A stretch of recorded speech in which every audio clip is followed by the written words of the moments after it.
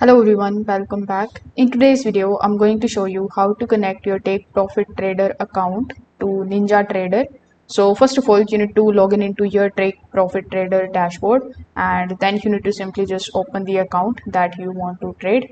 You need to find your CQG or Tradeweight account details and copy the username and the password provided for your account only.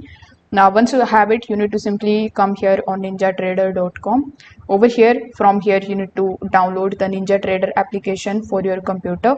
Then when you install it and launch the platform, inside it, you will find the option of the control center, and you need to select that and go to the connections. Then select the appropriate connections for your Take Profit Trader account.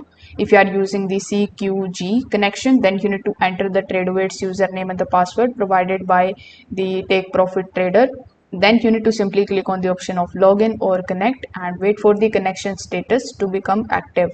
Now, once it is connected, you can just simply open the account sections in the NinjaTrader, and then you need to simply select Take Profit Trader account. You can then open its chart. You can choose the futures contract and verify that the market data is updating.